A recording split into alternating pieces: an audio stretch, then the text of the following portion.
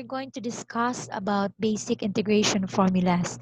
Now, in our previous topic, we were able to discuss the difference between antiderivative and derivative, and we were able to show to you some examples on how to find the antiderivative that is using the integration process. So here, we're going to show to you some of the basic integration formulas in order to easily find or compute the integral or the antiderivative of the given function. So we start with this first formula. So here we have the integral of x raised to n dx. We just simply copy this formula. This is equal to x raised to n plus 1 over n plus 1 plus c, provided that n is not equal to negative 1, because if n is equal to negative 1, this will be 0 and the whole expression will be undefined. We also remember to put c. To put c because c represents any constant. So whatever constant you are going to add to this um, function, still it will have a derivative of x raised to n. And again, this is what we call the result is the antiderivative of the given function x raised to n. Next is the integral of k dx, where k is any real number. So this is equal to kx plus c. So when you say what is the integral of k dx, the answer is kx plus c, or the antiderivative of k is equal to kx plus c. Now, next is the integral of, this is an example of a trigonometric function, sine times sine of ax dx, where a is any real number. Now, this is simply equal to negative cosine of ax over a plus c. Okay, since in our previous topic, we were able to discuss that um, differentiation is the reverse process of integration, or integration is the reverse process of differentiation. That's why we have to look at this sine function in relation to the cosine function of this result or answer. So if it is integral, it is negative cosine. If it is derivative, the derivative of cosine is the negative sign, right? So here it's different because sine integral of sine of ax dx, it is equal to the negative of cosine ax over a plus c. So for example, the integral of sine 2x dx. So by just following the formula, this is equal to negative cosine 2x over 2 plus c, or negative 1/2 cosine 2x plus c. Okay, how about cosine? So the integral of cosine of ax dx is equal to sine of ax over a plus c. So if a is equal to 1, for example, so we have cosine x dx, or the integral of cosine x dx simply is equal to sine x plus c.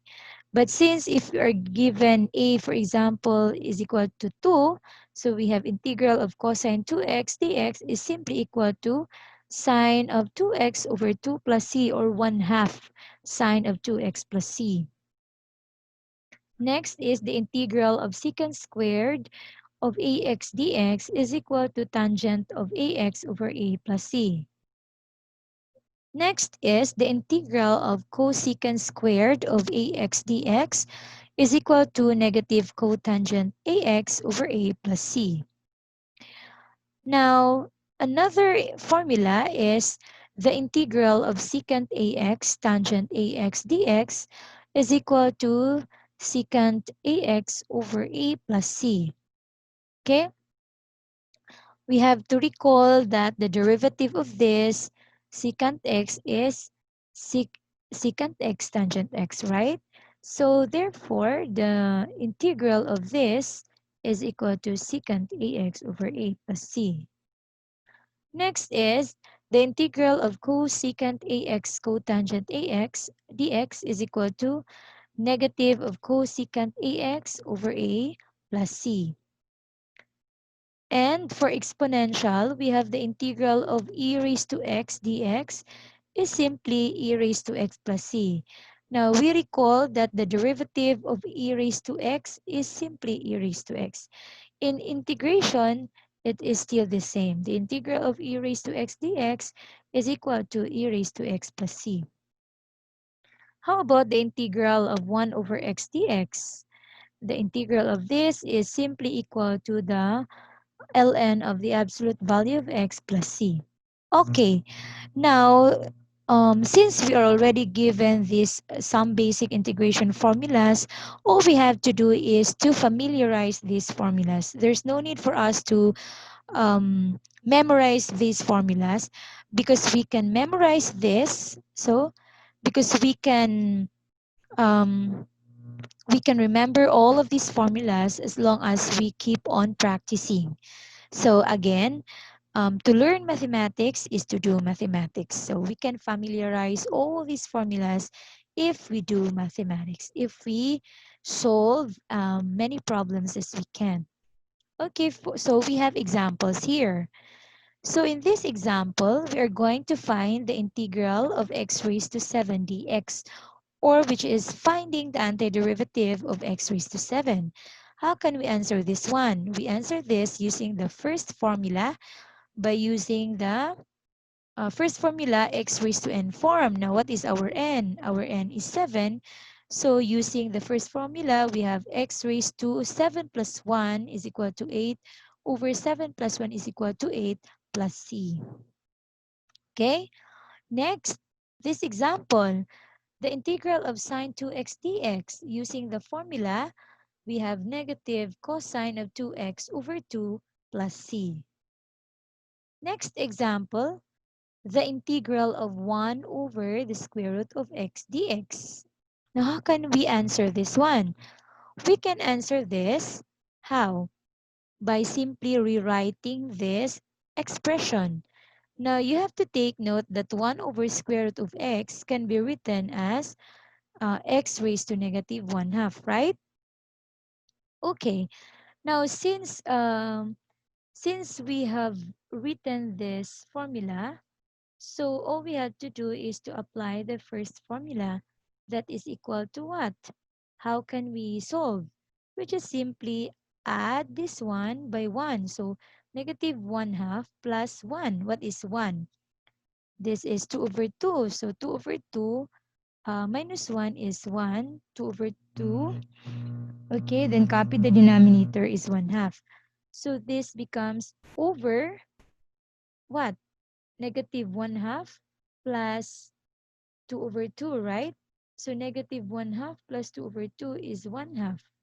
Okay, so there is over 1 half in the denominator, and this will be reversed. That's why this becomes 2x raised to 1 half plus c.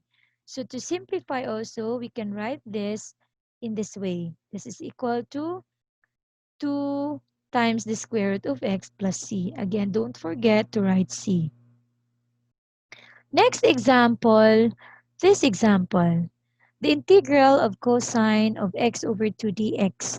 You have to take note that x over 2 is simply equal to 1 half x, right? So this is of the form cosine ax, where a is 1 half. So if a is 1 half, we just simply follow the formula sine of x over 2 or sine 1 half x over a. What is our a? 1 half plus c. Okay? Then simplifying the whole expression, this becomes 2 sine x over 2 plus c, or 2 times sine of 1 half x plus c. Okay? So these are just some examples of applying the basic integral formulas. Hope you like this video, and don't forget to share the learning that you've got from this video. Thank you so much, and God bless.